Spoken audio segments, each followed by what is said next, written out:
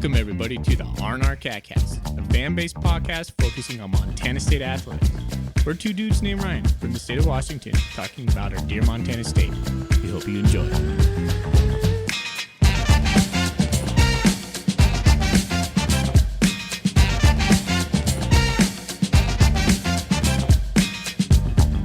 All right, welcome back, Bobcat fans. Thanks for joining us on another episode of the R&R CatCast.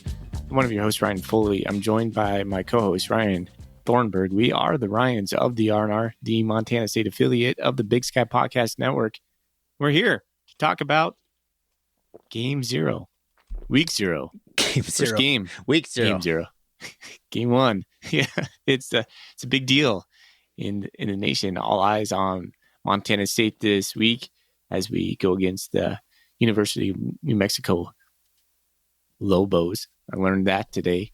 And anyways, we're going to talk about that today, but I want to shout out our sponsor, Gear Up Sports. Gear Up Sports is a Bobcat-owned company that supports a youth platform focused on solving the uniform and apparel headache for coaches. If you're a youth or high school coach and need uniforms or player packs, please contact them at gearupwithus.com and make sure to mention the R&R CatCast. Like I said, they are Bobcat owned, and we're happy to have them as our title sponsor for this year. All right. Well, it's good to be here. Thank you again for Gear Up Sports, and excited to actually talk a little bit of football. I can't believe it, man. I've been thinking about Week 0 games. I think I can only recall one other Big Sky team that played Week 0, and I think it was Eastern Washington. Eastern Washington did it. I know that. And I remember in that. 2015 or 16, somewhere in there. And I think they hosted a SWAC team or something. Mm-hmm. Yeah, it was on the Inferno. And I remember Colin Coward was espousing about it on his national broadcast. That's right. And I was like, wow. That was when the height of Eastern Washington, it might have even been when Cooper Kupp was there. I can't even remember, but it was just like a distant memory at this point. But yeah. So yeah, we're here. We're going to do it. Talk about the Lobos. How do you not know it's the Lobos? I think I did, but tell me more about University of North New Mexico. And I'm just like, I don't know, Lobos, Albuquerque. My dad was born in Albuquerque. That's the only thing I really know about it. They fly hot air balloons. They have a pretty cool tradition for that. And did you know that? The famed Weird Al song, Albuquerque. That's what Albuquerque's most famous for is probably the Weird Al song.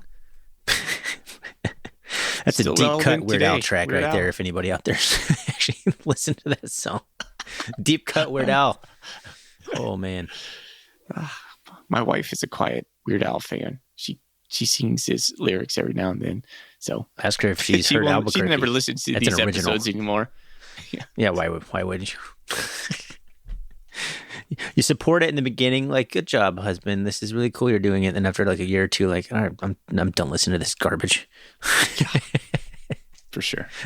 She has no interest in this. Why would she? No. All right. Rundown for today's episode. We're going to talk about news, which I have a big question mark by. We were talking. I don't know if there is any really big news. We'll go into the vegan presser.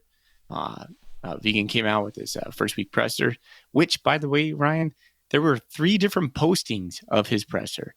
406, Skyline, and then Montana State put out the best quality because they had access to the microphone.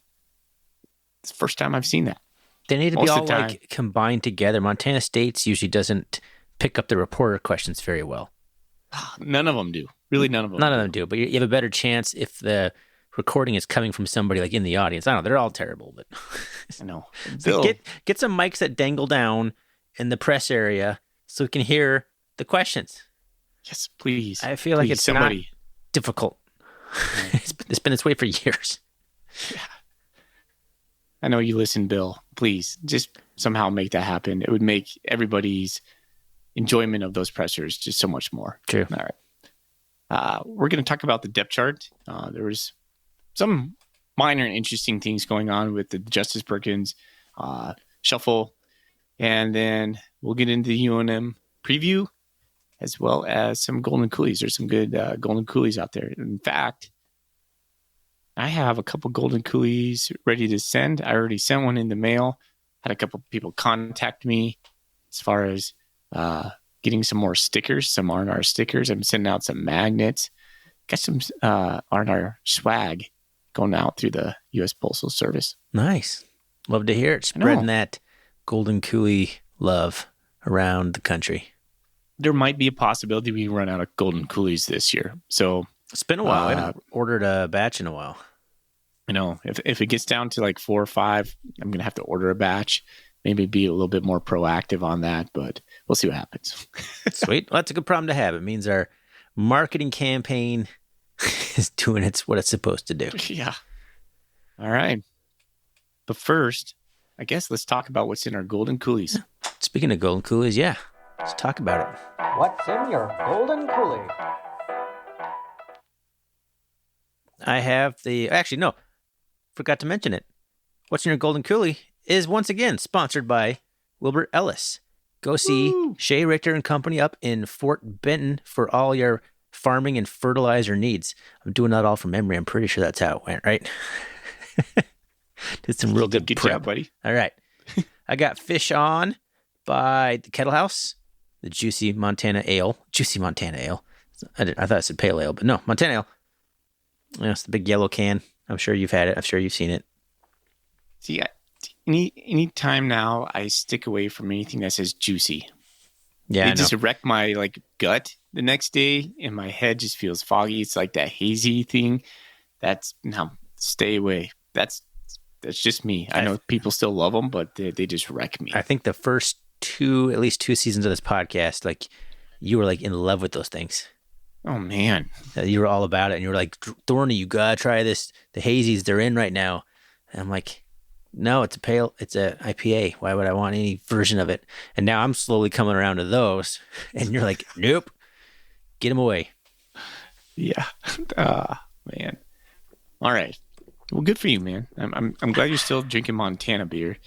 I came home from San Diego just yesterday, and I looked into my fridge. I only have 2 beers, both the same, and it is something you probably already can guess it. Well, I don't know. Sometimes you drink Coors Light, right? The Rainier. Yep.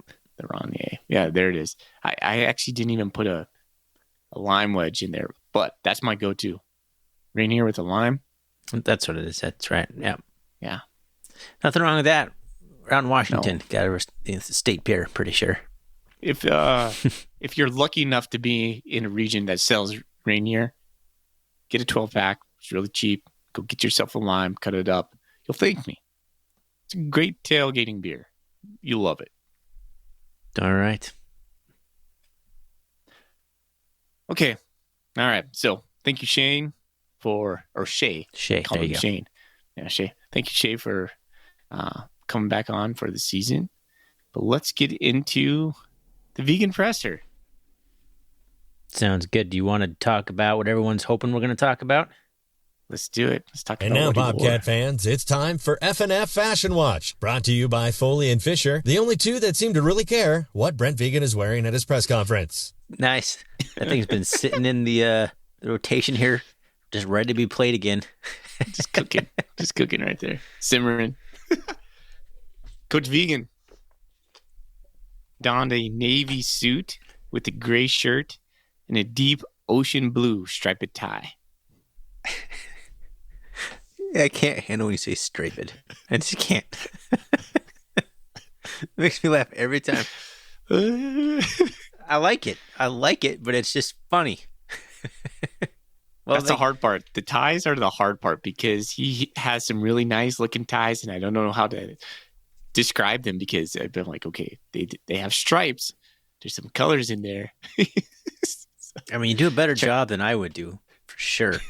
I'm horrible at describing attire or anything. I like the gray collared shirt he had. I like when he doesn't go white shirt. White just looks too stark. I'm not a big fan of deep colors like burgundy. Don't ever do that, Coach Vigen. It's not going to look good with your skin. Well, he can't do any variations of dark red. No, don't do them. Not in Montana Red's State. Not in your palette, buddy. Just go with the gray, off-white. maybe a subtle pinstripe would work. I'm still hoping the day he gets up there with just a hoodie.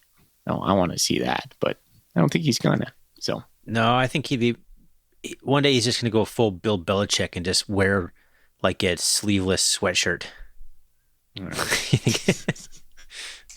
just not even care anymore. Just gets up there. The day's coming. All right. What would you guess his record is in 3 seasons? Well, I think I saw it the other day. Isn't it like 32-9? Damn it. Yeah, it's exactly Yeah, that. I remembered. I saw it. I was like just read that number like today or yesterday, and it stuck in my head. All right. Pretty Here's good. another one. Here's another one for you. How many seniors do we have? That's a good question. 35? 35 seniors? Is Yeah. that your final answer? Yeah. It's lower. Okay, I had no idea. 35 is a lot. Oh, by I the feel way. like we have a lot. I feel like we have a senior leading team. Yeah, we do. 23. Okay. Yeah, That's okay. better than I thought. I was thinking we are like 35% seniors. Okay, I'm done asking you random questions. Okay. So, I mean, what did we gather from watching Coach Vegan in this presser? Not much. He doesn't say much. Platitudes for Bronco Mendenhall. By the way, Bronco gave his own presser. Did you watch that? I did, actually. I caught a good chunk of that. Yeah. First time I ever watched Bronco Mendenhall talk, period. Same. He is like, seems like he's on some sort of like medicated high. He just seems very pleasant and smiley the whole time and like not a care in the world. That's what he comes. He's just aloof. Almost like when you give a dog like a tranquil pill because they're too like hyped up and they're just kind of even keeled there. It's kind of Bronco there for me. Yeah. I mean, I don't know. He seemed like a pretty well-spoken coach and a guy who knows a lot about football. And I don't know. I liked him. Did he inspire you? No. Yeah. The question I kept asking myself was, would you want Bronco Mendenhall as Montana State's coach? I mean, if you listen to Brent Vegan talk, does he inspire you? Not initially, he didn't. I'm coming around to him. 32-9 is good. 13 is good. If he was, somewhere in there, like around 500, I'd be like, get this guy out of here. Well, yeah, I don't care how rah-rah you are if you're sitting around 500.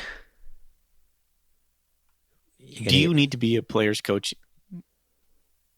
I don't think so. So you think maybe the more CEO modern times, you probably have to lean more to that side than maybe you used to? Because I think players need that now. Otherwise, like, you really got to give them a reason to stay and play for you. Otherwise, they're just going to go chase the money and go somewhere else. But I still don't think you need to. I think that's what all the assistants and position coaches are still kind of, that's really their role. Yeah. So the presser talked a lot about Vegan talked a lot about he's pleased with the efforts. There was a lot of softball questions about, give us a little bit on the depth chart. We'll talk a little bit about that in a moment. A couple questions on the Lobos, how we're going to prepare for the quarterback. Coach Vegan was talking about quarterback being a pretty much kind of like a Tommy Millott athletic dude who can do it on both ways. I think their quarterback is named Devin Dampier. Is that what you ascertained in your research? Okay. Yes. That they have 60 transfers, which is unique and just kind of wild. It's crazy. Yeah. Coach Vegan has never played Bronco Mendenhall. They never crossed paths, which I thought was kind of interesting. But like Coach Vegan, he's never going to say anything off the cuff or not complimentary. So a lot of just kind of boring stuff as normal when you listen to it. But again, if you listen to us for the last couple of years, Coach Vegan says stuff between the lines. You got to kind of parse out what he's saying or what he's not saying through his comments. I think right now he's feeling pretty confident. He's happy that game day is here. And the big thing that was coming out through this is, Ryan, just the fact that we're on national television and we're the only game at 2:00 in the afternoon or whatever it is. And that's a big deal for Montana State. It is a big deal. It's we'll talk about that in a little bit, just the opportunity and the importance of this game. But Brent Vigen, one thing that kind of stood out to me, he talked a lot about, and I'm not sure this was an interview with Coulter or if this was the press conference. I might be confusing the two, but he was talking about being relatively healthy coming out of fall camp. But then you look at it, it's like we're missing a couple guys that are relatively big pieces. So I think for Brent Vigen to say that, it's just like a testament to the confidence he has in the entire depth chart. Yeah, I caught that, and my feeling was, yeah, well, what about all the offensive line? But you're right. He's just confident, man. He's like, we're still good. That's how I kind of read it. But we're also down Julius Davis, Drew Polidor, Justice Perkins. Justice Perkins, all huge names, right? I know. So for him to say that's a little bit different. I mean, he went out of his way to say that. So it's like, I'm not sure what to read about that. I took it as kind of a positive, but or there's nothing serious. Like, sure, maybe some guys will be missing a few games here and there. Outside of New Mexico, though, the outer conference shouldn't be too challenging. One thing I heard him say that was kind of caught my ear was he talked about the calling card for Montana State. He goes, our calling card needs to be our fronts. It's like whoever we play, we shouldn't be outmatched on our offensive and defensive fronts. I heard that too. Yeah, I agree. I think that's where college football is won, especially in the FCS. And so totally well, that allows you for the philosophy we have to just rotate running backs. Because you can be, I'm not saying anybody is on Montana State, but you don't have to be the best running back in the league to have a good game behind an elite offensive line. Mm-hmm. They're doing the work. You just got to find the hole and run fast. And I think that's why Montana State has such success rotating backs and running the ball. It's not that there's a bunch of elite running backs. They're incredibly good running backs. But it's all starts up front. All starts up front. That's the truth, man. And it also starts by a quarterback who's good at zone read. What do you think about Tommy Mellott this year? I'm excited. Are you? Yep. I kind of if you press me on it, I kind of feel like I err more on being nervous for Tommy. I'm nervous he's going to get hurt. Yeah. But I'm excited to see his productivity, not having to come out of the game, getting into a flow. When the defense is on their heels and then you just kind of keep punching them instead of swapping out for a whole different quarterback in a different package, which also kept them on their heels too. But, I'm just excited to see it keep rolling with one guy. Yeah, I was listening to Brooks Nuanez today say, he's like, Tommy's going to have opportunity. Let's say he has 3 series in a row, or he's kind of iffy, or maybe things are not flowing for him. He doesn't have to look over his shoulder anymore. Sean Chambers is not coming in. He gets to process that and then move on. And we all know Tommy is a cerebral, smart quarterback. I think that this will benefit him if he can stay healthy. He's going to be the guy. Yeah, I heard Brooks say that too, and it's a good point. But the inverse of that is he's got no security blanket. If he makes a mistake, he never got pulled for making a mistake, so that never necessarily happened. But now he's got to be on all the time. So there's the opposite part of it too. Is all right, if I'm having a rough time or whatever, no one's coming to save me. Yeah, I don't think that would even go through his brain. When you're the Probably man, not. you're not thinking about that. You're just let's get this thing going. You're not thinking about failing. So, well, it's Tommy's team, and I think Tommy appreciates that. I think the team appreciates that. I rewatched a little bit of the North Dakota State game today, and he had a good game right up until his injury. He's capable. If he can be consistent, stay healthy, make smart plays, and get rid of the ball and not take hits. Can we make the 10-yard passes? Can we make the 15-yard passes? Can we I think make he can. passes over the middle? I think he can. To be determined. We saw it a little bit in the North Dakota State game. I would acquiesce to that. I think we're going to see a lot more of those kinds of plays. Yeah. By design. Throw it over the middle. And we got a new offensive coordinator, too. Yeah, Tyler Walker. You just wonder how much Vigen's going to have an influence on any of that.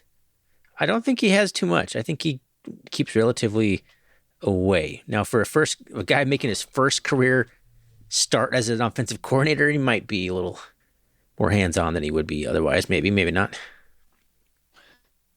Yeah.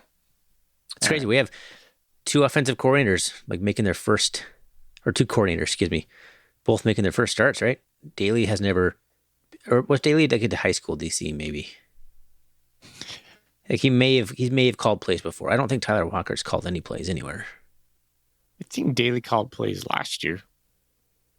Well, I guess he did when Garza was suspended. Yeah, that's right. That's right. I forgot about that. Well, there you go. Still, lots of inexperience on the coordinator position. I'm a little bit not worried is not the word. Anxious? I don't know. I want to see how Tyler Walker calls the game. Yeah. I want it to be different than House Right. I want it to be more balanced. I don't know. I'm not sure what's going to happen on Saturday, but it's going to be something. It's going to be something. When we talked to Tyler, he was confident. I think he's up for it. So, cheers to you, Tyler. Go Yeah, get it, man. I don't know if there's going to be any Tyler Walker imprint on this program, or if it's just going to be the program and Tyler Walker is just doing what you do at Montana State. What would you do if you're calling plays? What kind of game plan would you go for? That's a complicated question, but I probably wouldn't change it too much. Yeah. I'd probably keep with what we've been doing. I'd probably try and find a Wildcat quarterback, to be honest with you. Ooh, really? Well, yeah, I'd find my Sean Chambers-esque guy. I wouldn't rotate him as much, but I would have packages. I don't know. I don't know if everybody on the roster who's going to do that. See, I would incorporate more short passing game. It's the thing I would Well, lean yeah, on. I would take just away a little bit more. the long fades, the consistently long bomb fades that just did not work last year, unless they're working in practice, unless like Alexander or somebody's going up and getting those now. Yeah. Yeah, I guess that'd be the other thing I would change. Okay. All right. Hey, let's get into the depth chart. All right. Some big changes on the offensive line due to Justice Perkins' injury. I was not expecting to see Titan Fleischman on the starting depth chart at right tackle, which Marcus Ware moves over from right tackle to right guard because Cole Sane moves over from, I assume he was right guard, to center with Perkins' injury. And then JT Reed's listed, but Vigen was talking about him having a hand injury still. I'm not entirely sure he's going to play. It'd be Burke Mastel would be the redshirt freshman from, what is he, from Red Lodge or something? Correct. And then Connor Moore holding down the left tackle position. So a little bit of shuffling around there, but I know the staff was really high on Fleischman. JT Reed is a certified dog, but he was injured most of last year. So there's still lots of talent, lots of size, and I feel real good about that line, especially if Reed can go. What about running back with Scotty Humphrey and then spelled by Adam Jones? I was surprised to see Adam Jones there. I've heard he's had a good camp, though, but you got Elijah Elliott. But somebody on Bobcat Nation was it Coulter today, talking about Jared White's injury. I didn't know Jared White and that was the first injured. I'd heard of it. Yeah, they were talking about the same interview with Brooks. So I don't know if he knows something or if he just misspoke that he was surprised he wasn't on the list. I don't know, but I had not heard anything about Jared White being injured. Yeah, that's news. But if he is, that could explain why Adam Jones is up there. I'm not surprised I think we're all going to fall in love with Adam Jones. What's that? I think we're all going to fall in love with Adam Jones by the end of the season. Oh, for sure. For sure, man. I liked what I saw of him last year. I just didn't think he'd be like, his number would be called so soon. Put him in the game, see what happens. The other one that kind of stood out to me is Alec Eckert, the Washington State transfer, listed as a starting tackle opposite Blake Schmidt. I was a little surprised. I hadn't heard anything about him in camp. Like you and I, we don't live in Bozeman. We're not connected. We're the same as all your average Joe Blow Bobcat fan checking Bobcat Nation and browsing through Twitter and stuff like that and listening to Skyline Sports. I didn't ever really hear much about Alec Eckert, like impressing anybody. Maybe you listen to a lot more content than I do in terms of like camp interviews and stuff. Have you heard anything about him? A little bit. I've gotten some text messages. I was kind of privy to that, but it wasn't my information to share. He was impressing? Yeah, that he probably was going to get the starting job. I was correct on Paul Broad going over to nose and not at tackle, which came from the same source. So just showing my hand a little bit on that. But I think you can kind of watch who Montana State puts in front of the camera. You can read between the lines right there. And I think Eckert got at least 1 or 2 interviews early on in the season. And so to me, that was like, oh, they're high on this guy. So that kind of interesting fits. Perspective. Yeah. Yeah. Well, I'm excited. Like he was a guy when we signed him, I was excited. He's like a weight room freak, just an Adonis of a dude. His neck is, probably larger than my quad. It's just unreal when you look at him. It's just like neck to like ears. Like my face is like contoured. His is just like it's like a cylinder. Yeah. That's like NFL guys have it all the time. By the time Troy graduated, he was kind of the no neck gang. How do you get like that? What kind of lifts do you have to do in order to do that? I don't know. I got a little scrawny neck over here. And I've been lifting and I feel like my neck is not getting buff. So you would look weird with a buff neck. It would not look good on you. Just keep your normal neck. Okay, keep that in mind. Keep the normal neck. The rest of the line looks like I'd expect. And the other one would be Blake Stillwell starting at free safety, confirming that Drew Polidor will not be going for at least New Mexico, probably the out of conference, which is a bummer. Like, is this a guy that's going to end up being the hurt guy that just has his career derailed? I feels hope like not. He's been hurt almost a full year. Almost a full year. He was so impressive against South Dakota State last year. Like, he was the guy that was kind of equalizing everything, like actually bringing the physicality and making Jackrabbits hear footsteps a little bit over the middle. Like, you need that kind of guy. But the problem is, if you hit a lot of people, then you are also likely to get hurt. So it's got some guys, you lay the wood, you get hurt. It happens. Yeah. I don't even know if it's his hand anymore. He was doing with all the stuff with his hand. This could be a different injury. Maybe a knee. I don't know. Hopefully, I don't know. I'm just speculating. But I mean, these kind of injuries that we're seeing right now, I'm speculating here, but you're playing against in a national championship or a semifinal game. Drew Polidor is probably playing, right? Yeah. I don't know if it's that serious, but you hold him out in a game like this because you want him fully healthy eventually. But I imagine they could tape him together now if they needed to. But Blake Stillwell he's a hard hitting guy too. He's a little firecracker. Got to be more disciplined this year. Yeah, he's got to take a step. I would agree with that. He's a guy who takes some gambles and gets burned sometimes, but he'll also make the play. You need some of those guys once in a while. You just got to learn to harness the mistakes and keep those down. Because his backup is Tyson Pottinger, who's already a junior, and a guy that had a lot of hype coming out of high school, I know the staff was really high on him. I just don't think he's necessarily shown that he's ready for the college level. And they usually say, like, by the time you're a junior, if you haven't figured it out, you're probably not going to figure it out. That's kind of what you hear. So nothing against Pottinger. I'm hoping that, we don't need him to play, because I think I'd rather have Blake Stillwell and Drew Powell remaining the spot. I mean, at that point, they might even bring over Caden Dowler before Pottinger, if I had to guess. So kind of hold your criticism too, because we've got a new coach back there. Coach Owens is coaching the safeties. That's right. Maybe he's a better coach. Maybe he relates better. So to be determined, right? Yeah, fair enough. Yeah, I'm excited for the group. And other than that, Taco Dollar's returning punts and Marquis Johnson's returning kicks. Nothing shocking there.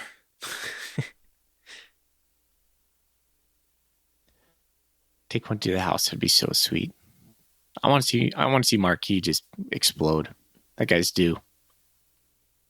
Dude, I was in Minneapolis when the Cats played Minnesota, and Demetrius Crawford housed.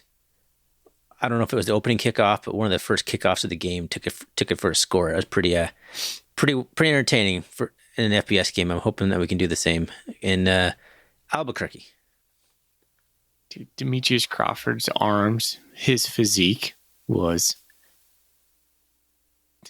That guy was just chiseled. Do you remember how stacked that guy was? Yeah, he posted some workout videos trying to get in the NFL, and it's like, holy crap. Dude was a dude. Yeah, he was 5'8". Something. It was fun to watch. Yeah, it was. In a lull of Montana State Bobcat time in football, there were some standouts. I remember him being one of them. Gilbert, what was his first name? Everett Gilbert. Everett Gilbert. Yeah. Well, there was the other guy that was similar to Crawford, Lorenzo Davis. Yep, Lorenzo Davis. So we had some decent running backs there, but yeah, Crawford played on some just not great Bobcat teams. Anyway, we're going on a tangent here. We're talking about Demetrius Crawford. 32 minutes into this recording, we haven't said a single minute about New Mexico yet. What do you know about those guys? Let's get into that. Well, historically, very bad football program. Yeah. They had a string of bowl game appearances in the early 2000s. Then they didn't win. Then they had a string of, I think, maybe a couple bowl games in 14, 15, and 16. But every other year outside of that, they didn't win more than 3 games. So the last 24 seasons, they have 6 bowl game appearances and then 18 losing seasons with 2 or 3 wins a season. It's pretty bad. Now last year they finished 4-8. They had a win at Fresno State down the stretch. They beat Hawaii. They beat UMass, who's been historically just awful since they moved up from the FCS.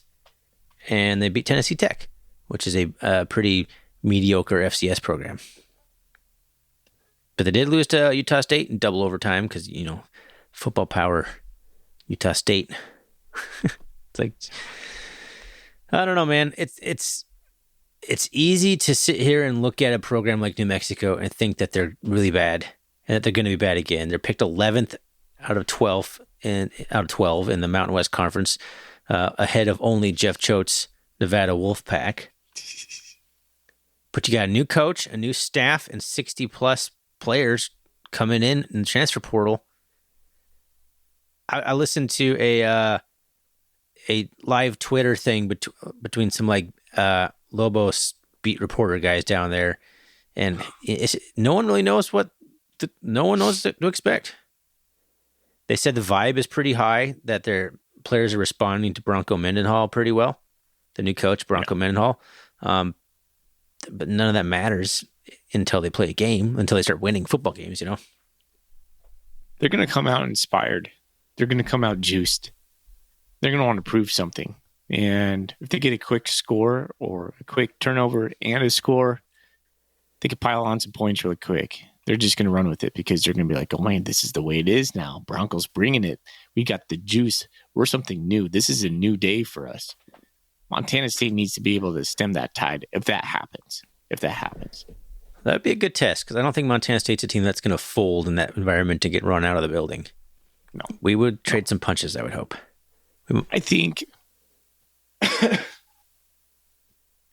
there's a possibility for New Mexico to come out and do that, to play with all the energy and to take all the momentum right away. I don't think they should be able to extend that throughout the course of the game, solely because they haven't yet. That's something that Bronco was talking about this. He talked a little bit. He said there's teams and there's programs. Teams show flashes. Programs are well established. He says Montana State's a program. And that's what gives me a little bit of hope in this is New Mexico comes out, maybe creates a turnover. It's a quick score, has all the momentum. And we're sitting here, first quarter, second quarter, we're down 13-14 to this team. Just pump the brakes, Bobcat fans. We have a good program. We can right the ship. Don't panic yet, okay? Gosh, I was on a run tonight. Tonight's Tuesday. And as soon as the run started, Brady, who's a listener of our podcast, he's not even a Bobcat fan. Well, I think maybe tangentially now. He's been listening to us for a couple of years. He goes, how do you feel about that 11-point favorite? I was like, is the line up to 11 points 10 and a half right now? last I saw it, but... And I was like, whew. I go, well, feels like pressure to me. So I want to know, Thorny, do you think that like creates a bullseye on us? How do you feel about that? I think it's a ridiculous line. Yeah, this seems a little I'm not high, putting a doesn't single it? penny on that. Unless it's New Mexico to cover. Gosh, like If it's a money Montana State line, I would be feeling pretty good about Montana State. But gosh, 10.5 point road favorites over an FBS program. I've heard that if it sticks, it's the largest spread an FCS team has ever had against an FBS program. Yeah. It just feels... It seems weird. Yeah, it does feel weird. And it feels like we've been in these kind of positions before and we haven't made the call. It's not Montana State's MO to rise to the occasion on these FBS games. Earlier this week, I'm calling you out. You're like, we're going to lose this game. And I was like, whoa, pump the brakes there. And you were going down. You were having the feels early on. I'm not going to say here. We don't. If you listen to us, we don't predict. 11-point favorites on national TV when the whole world is watching, when everybody's going, oh, football's on? Who are these guys? Montana State. Oh, yeah, I know these guys. You have a huge chance to make a big statement. As far as like the ceiling goes for Montana State, exposure up through the roof. But what's the floor? What if we do lose? Is that really detrimental to our program at this moment? No, I don't think it is. We could get waxed and the season is still fine. Which drives me crazy. Like this is obviously two different levels, but Oregon State beat the brakes off us and we went to the national championship game. No, they didn't. That was the year after. Oh, was it the year we lost to Wyoming? Yeah. Either way, FBS loss. Gosh, we were at that game. That was so defeating too. A Wyoming game, like Wyoming finished maybe like 6-5 that year or something, or 7-5 or whatever it is, 12-game season. I don't know. Historically, the Bobcats have performed very poorly against the FBS. And that's continued under Brent Vigen. Coach after coach can't win it. It drives me bonkers. I mean to ask you that. Is this a step that the Bobcats need to take to actually step into that next echelon of FCS teams?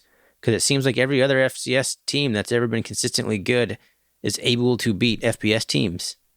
on a fairly consistent basis. Yeah, I think so. I think at one point you just got to be the man. I think it's a really good barometer for where we are as a program. And my concern is that the Bobcats, the staff, they treat these games more like keeping guys healthy, getting out the paycheck, figuring things out, maybe installing the schemes, keeping things vanilla to not show too much for conference play, all these other variables. It feels like we just don't play to win. If you watch like Eastern Washington play an FBS team, they're throwing the kitchen sink at them.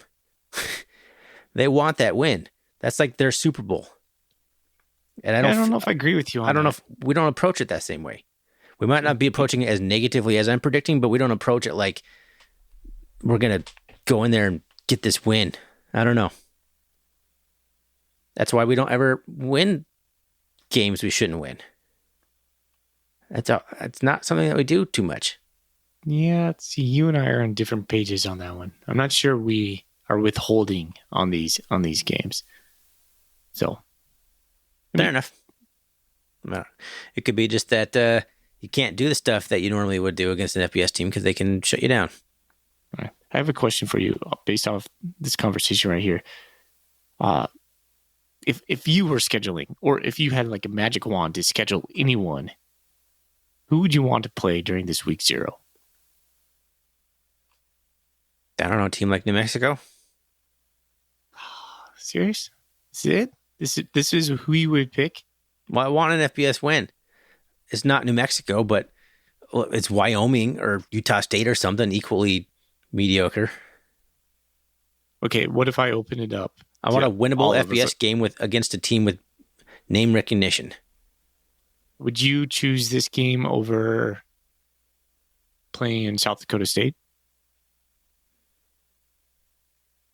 Well, I don't know. We did that last year. I was thinking about this yesterday on the plane. What if South Dakota State was coming to Bozeman? If it's in Bozeman, that changes things. Week 0. Oh my gosh. I mean, I guess I'd rather host a high-profile FCS team than go on the road and play an FBS dud, if that's what you're asking, sure. Yeah, I said anyone. Anyone. Who would you want to play? Oh, sure. I'd rather host a legit FCS team. I don't know. But that game isn't going to be on FS1. Man. FS1? Dang. That's the first time I'm hearing that right now. Is it on the ESPN watch app? I doubt it. Oh man. I gotta check if I have FS1. All right. Want to get into some Golden Coolie questions? You really done talking about this football game? Well, I didn't do a lot of preparation. I was in San Diego the last 5 days. I went to I kid you not, Tony. I went to a wedding at Torrey Pines. Yes, the Torrey Pines that Tiger Woods won the U.S. Open on. It's unreal. So no, I wasn't thinking too much about Bobcat Nation. So, do you have anything to ask me about New Mexico? What would I ask you? You just told me you've done nothing. What would I possibly ask you? Maybe you had something in your notes to ask Thorny or Foley about. No. I mean, I did a little bit of research on what kind of offense and defense I think they're going to run and stuff like that, but I'm not sure. The way this episode's gone, it doesn't feel like that's where we want to go right now. Yeah, sorry. It's been very. I do know a little bit about high flying, superficial. The defense, multiple fronts. They're going to show not just the same stuff. They might show a little bit of 3-3-5. What do you think about that? Well, we're familiar with it. Yeah.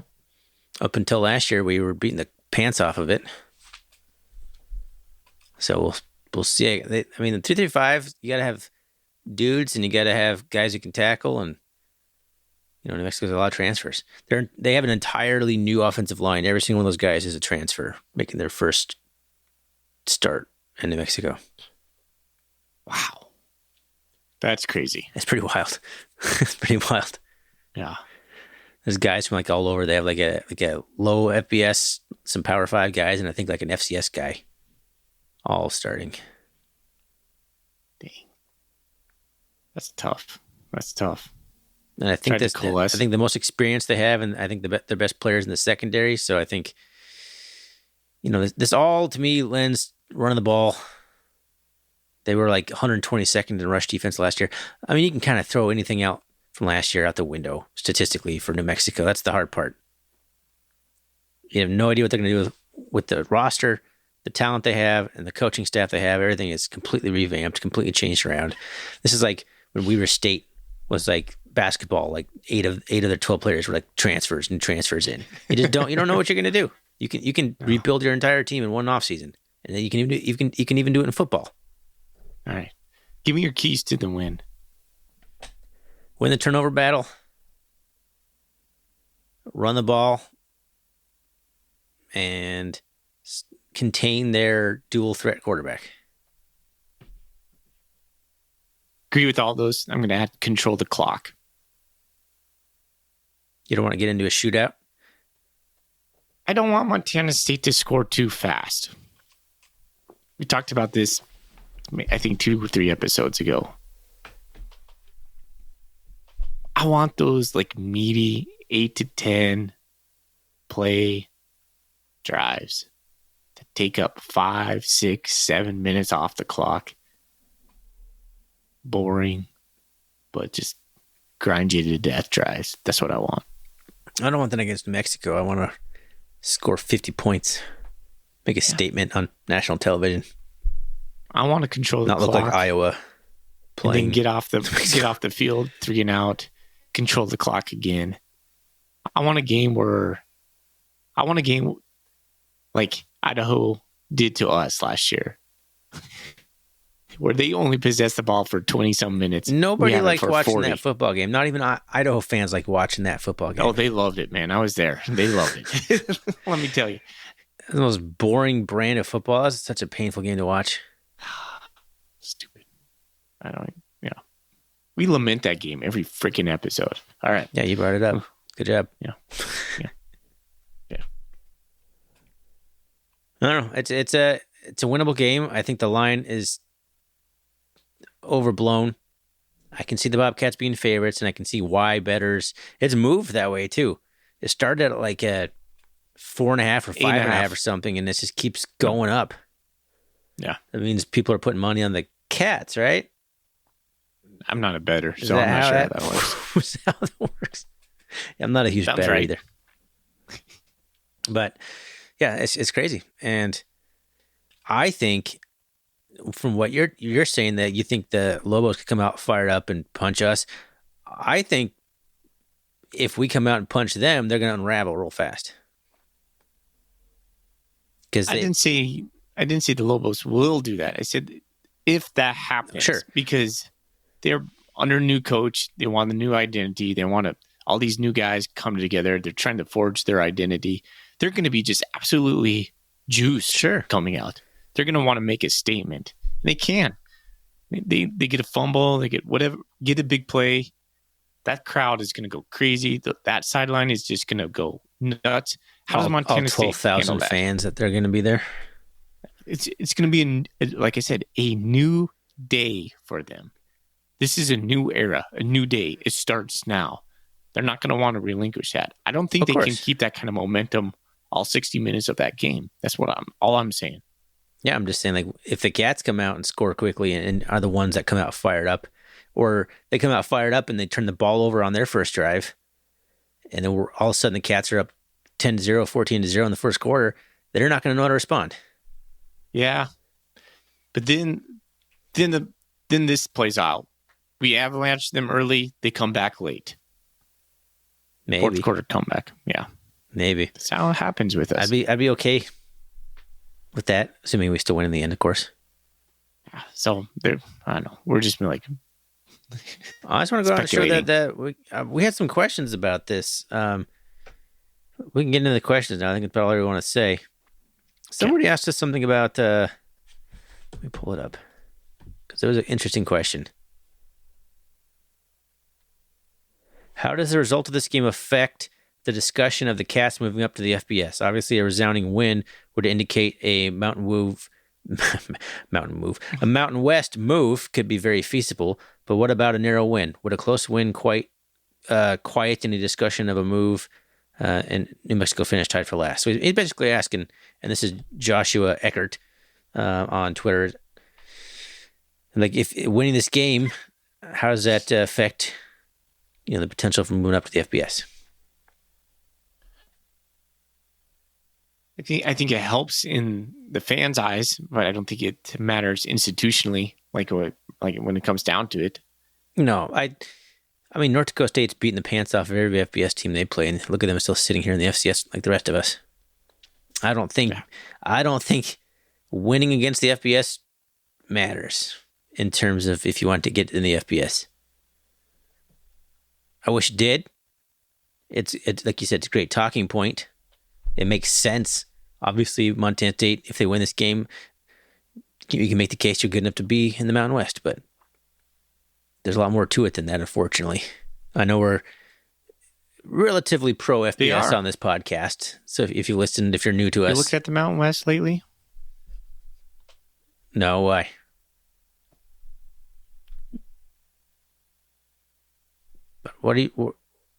I'm confused. Are you trying to make a point? I think we can beat 2/3 of that team. Oh, okay. Gotcha. That conference right away. Sorry, you were talking while I was talking, so all I was like, have you looked at the Mountain West lately? No, I'm just saying, like, I don't know. Yeah, I think I'm just saying. I'm just saying. Any of the top 5 to 10 FCS programs would be pretty competitive in the Mountain West. But beating them as an FCS team doesn't, like, change anything, I don't think. So, good question. Interesting question.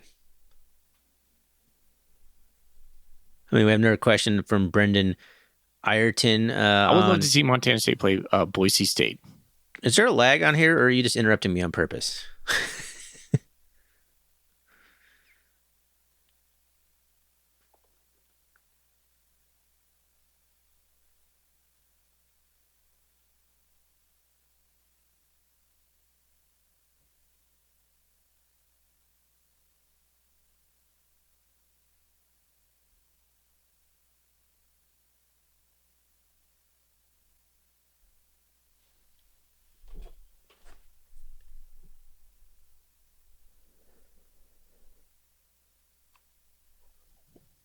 Okay. Hello. You there? Yeah. All right. My computer screen just said, like, connection, like, the compromised, and then, like, you were, like, for the last, like, 5 minutes, like, going in and out. That's why I was having trouble with that. Okay, yeah, because you kept, like, talking over me and not responding. Like, you just start talking about something. Like, what are you talking about? Why are you saying that right now? It was a hard conversation. Okay. Brendan Ireton on Twitter also asks us a similar question. We got probably some similar questions about this stuff. What can a win do for the Cast this weekend, and what would the opposite? You're breaking up again. Yeah. There you go. You're back. Okay, so, yeah. Oh, gosh. I don't know if I can keep doing this. I'm trying to get through this question. I can't get through this question. Okay, Brendan Ireton on Twitter asked us a question. We've had some. I think a win would just firm everything.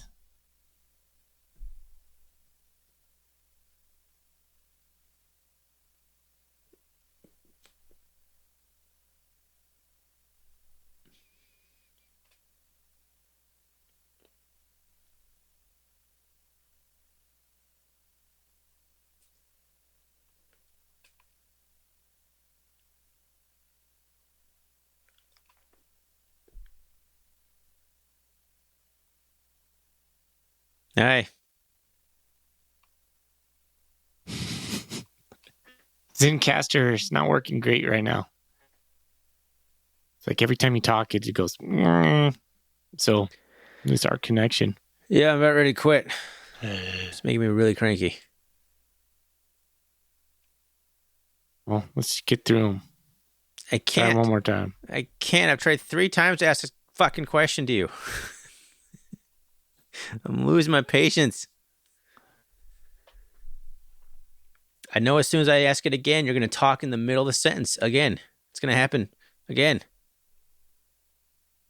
Well, everything's lagged on this side, so I know. Like, I'm I not can hear your blaming you, voice. but it's just annoying the fuck out of me.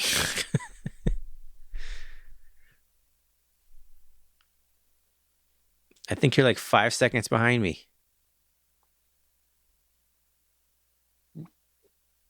Yeah. yeah. All right. Say something as soon as you hear this. Yeah, I got it. Yeah, that's about 5 seconds. About a 5-second delay. Should we get on and get back on, or get off and get back on? I don't know what happens if we both Just keep quit. the device rolling. Yeah, I guess we could try that. All right.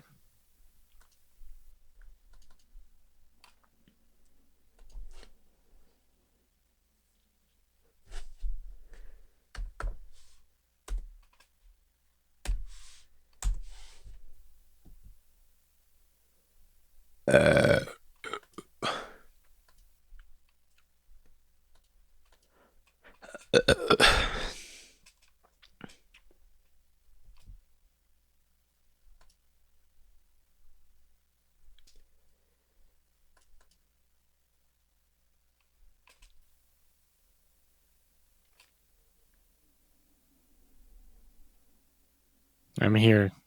Hello. That's better. Yay. Okay. I'm going to tentatively and nervously ask this question again.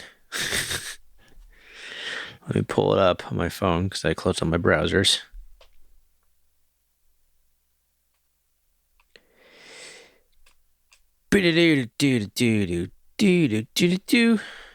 Okay. All right, and a similar question on Twitter. We got Brendan Ireton.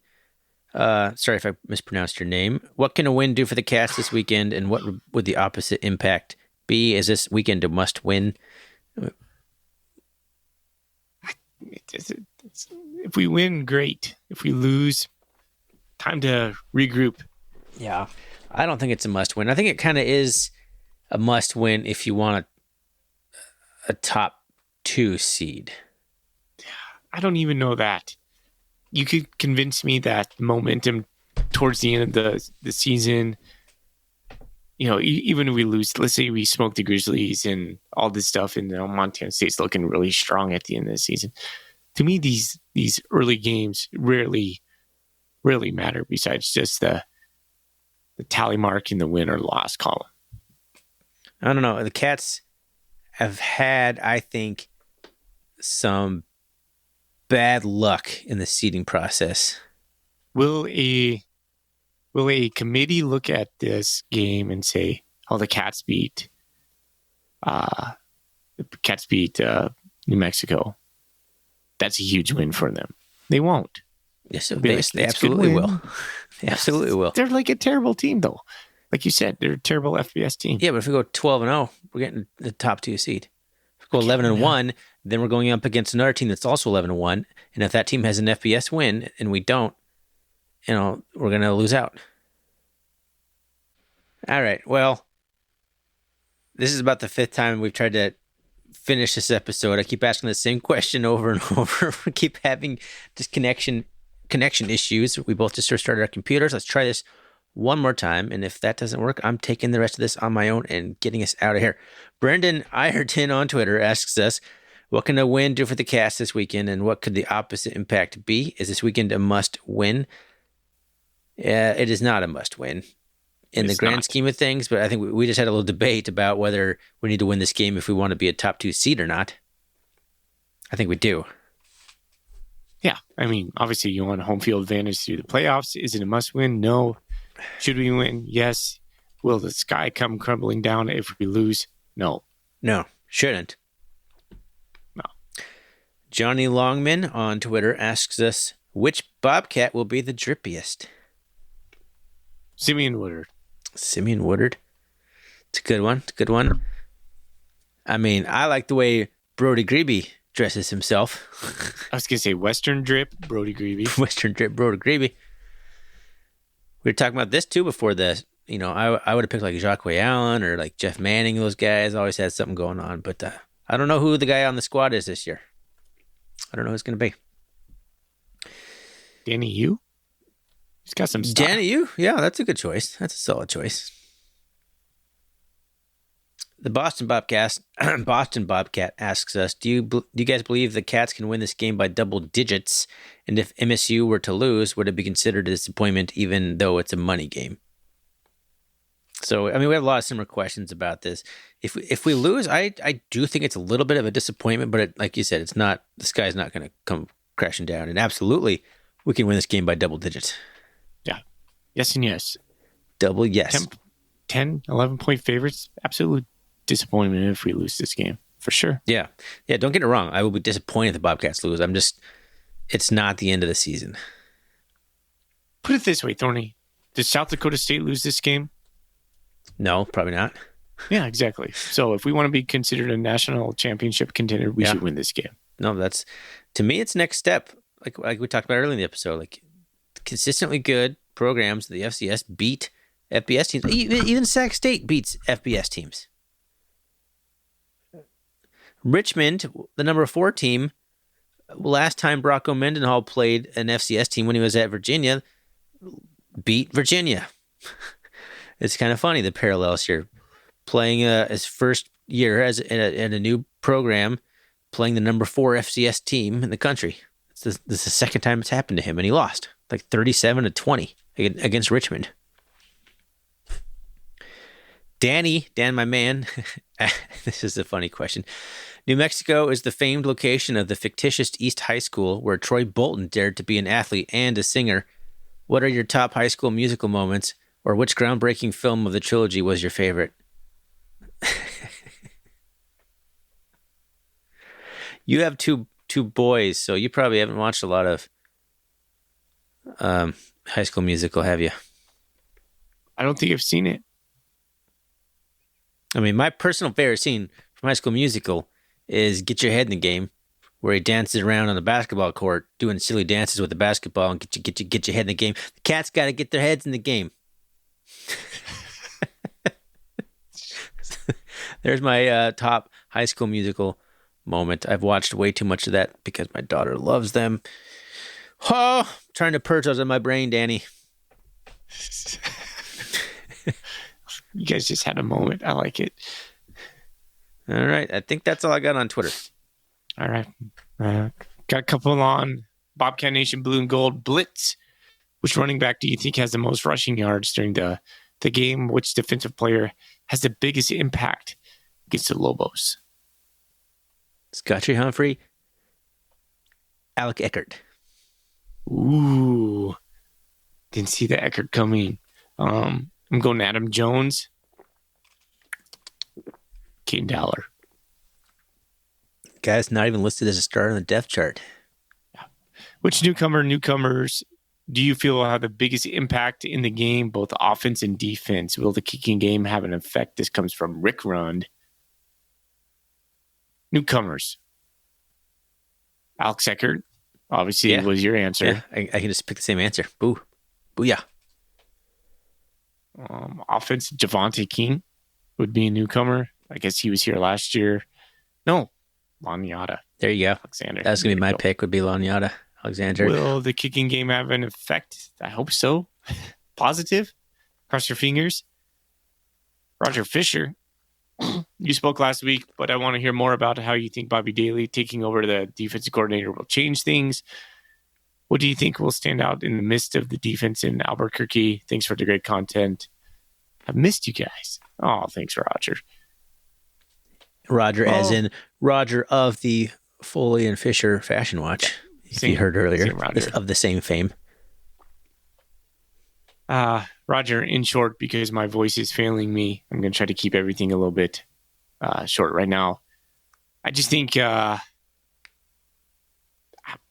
think just in general, if I had to distill it, I think the players have a general more belief and appreciation for Bobby Daly. I know that sounds very simple, but if you believe in the guy, call him the play.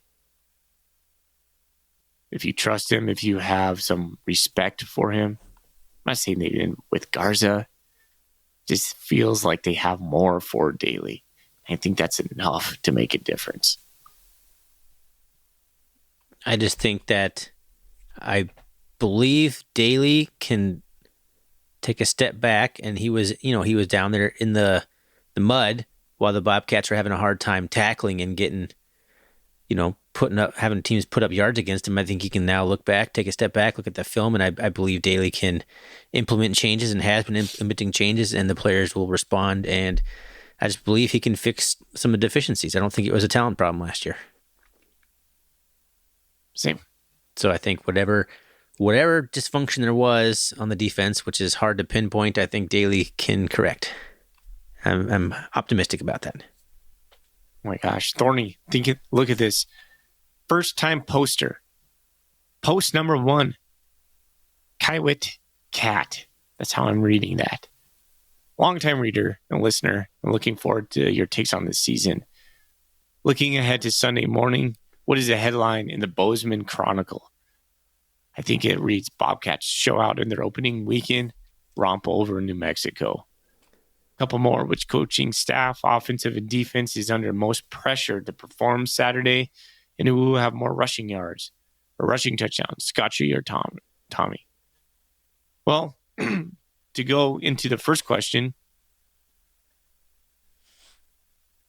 Bobcats in a blowout is what I'm thinking. Sunday morning. Bobcats, Buck, Broncos, Lobos.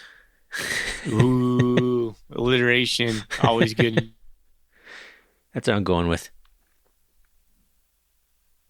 What was the second part of the question?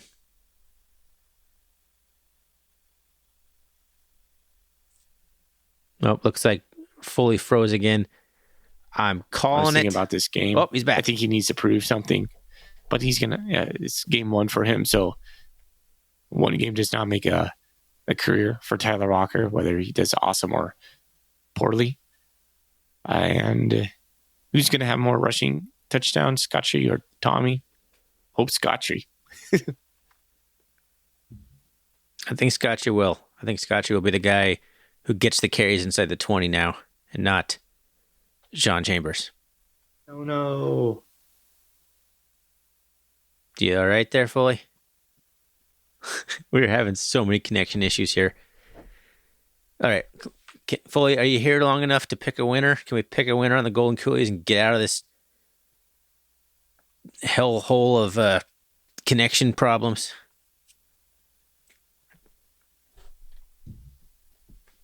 No, we can't. Okay, we'll announce the winner. We'll confer amongst ourselves after the episode is done and figure out the winner. Thanks, everyone, for submitting the Golden Coolie questions. As always, they're a treat to read and a big part of the fun of doing this podcast. Thanks again to Gear Up Sports for being our sponsor for the 2024 season, and as well as Shea Richter and Wilbur Ellis. You can always find us on rrcatcast.com, rrcatcast@gmail.com. You can always find us on Twitter, X, rrcatcast. And I'm not sure Foley's going to be able to do it with me because he's here, but I'm not sure he's actually here. Go Cats.